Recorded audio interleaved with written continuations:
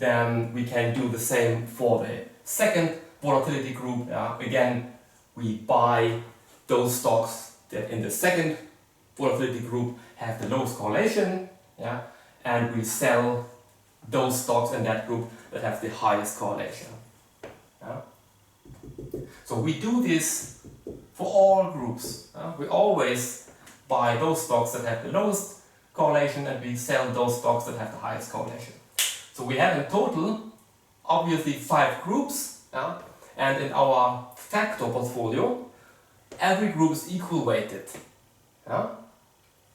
So basically every group gets the weight of 1/5. Okay? And this would be the overall return or the factor return of the betting against the correlation factor. One interesting or one important thing to note is that they use rank correlation. Okay? Why they do that, I couldn't find the motivation in the paper. If you find it, let me know.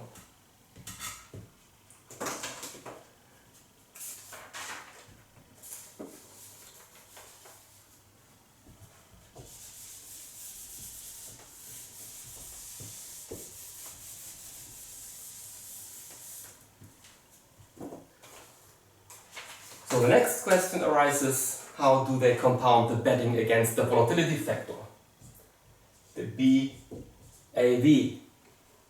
Now we can do the other way around. Okay? We can take, again, we consider all stocks in the US, the whole universe, and now again we divide the whole universe into 5 groups, because they operate with quintiles in the paper.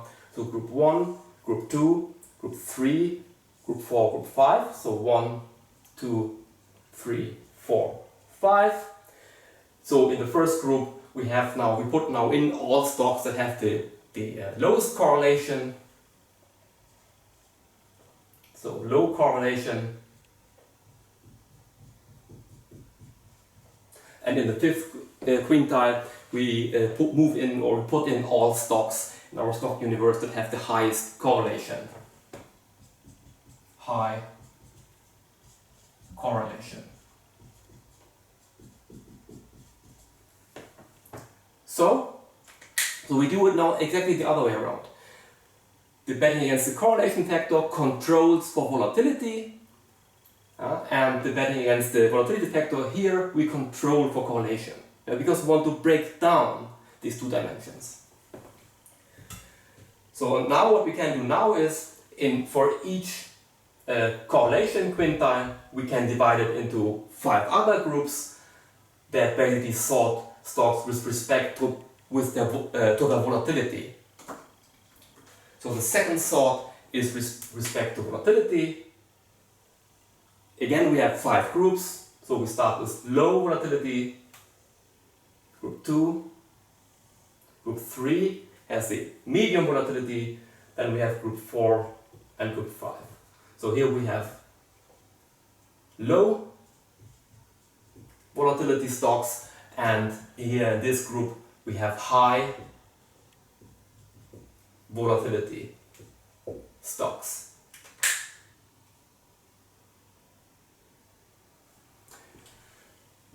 So again, what we can do then is we can buy low volatility stocks and sell high volatility stocks. Again, we can do this for every correlation group.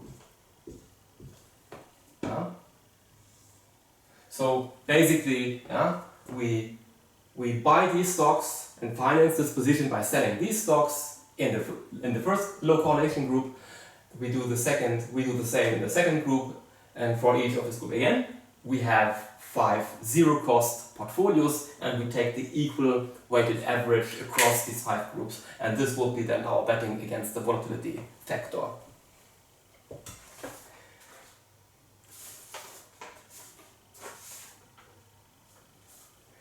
In the paper, they do not pay much attention to this betting against the volatility factor. What they do instead is they pay more attention to the so-called Asness factor. And this is now what we would also like to discuss briefly. The construction of the so-called scaled max factor or S max factor. The S max factor. So as we already have discussed, the max factor is obviously related or highly correlated with the idiosyncratic volatility factor. So what we can do is we can control for volatility by doing basically the same thing that we already did. We can divide the whole stock universe into idiosyncratic volatility quintiles. 1, 2, 3, 4, 5. Again, we can take away the last one.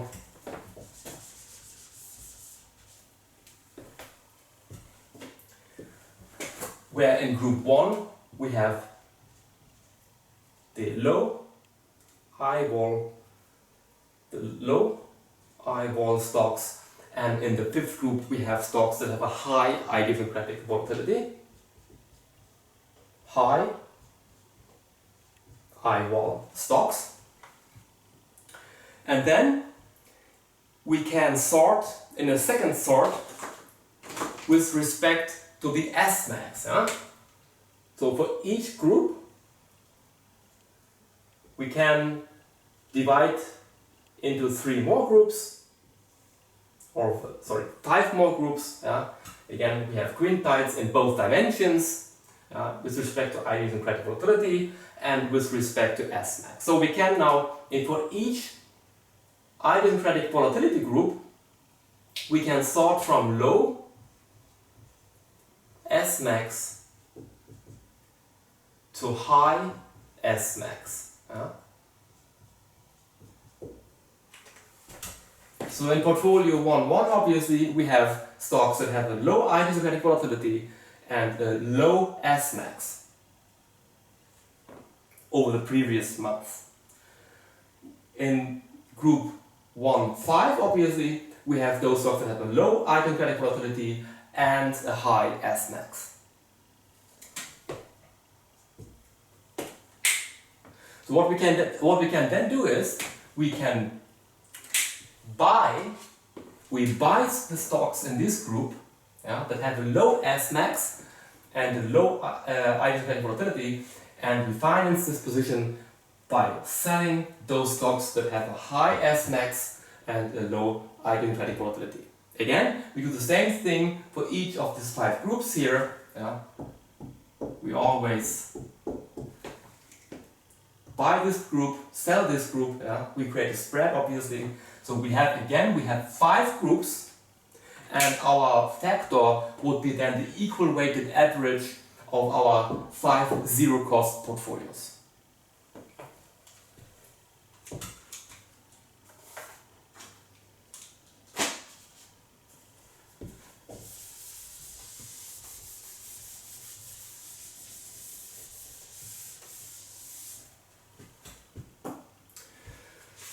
So the question arises, how do they determine the correlation?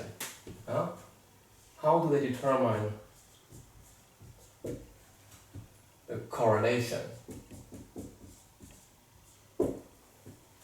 So there are obviously many different ways how we can do that. So what they do basically is, at the beginning of each month, so they use daily data. If this is our portfolio allocation at time t is 0, so they use a sample period of 5 years of daily data, and they compound the correlation in this time window. So 5 years. Again, why do they choose 5 years, corresponding to roughly 750 observations? I don't know. Who knows? They don't argue in the paper for why they choose this. How do they calculate the volatility? The volatilities.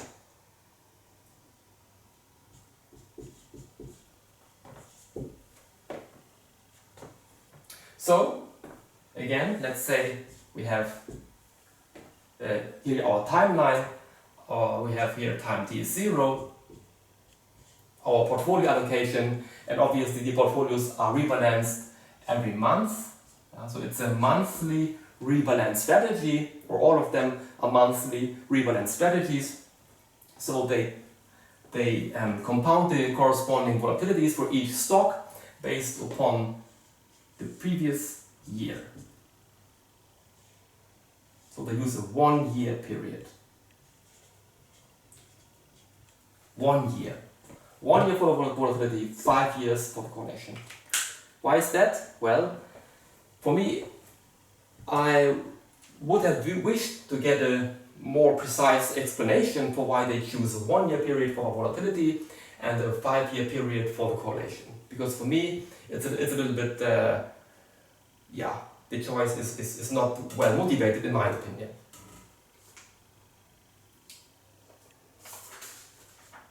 Yeah, we discussed already that the S-max factor is basically scaled by the corresponding volatility.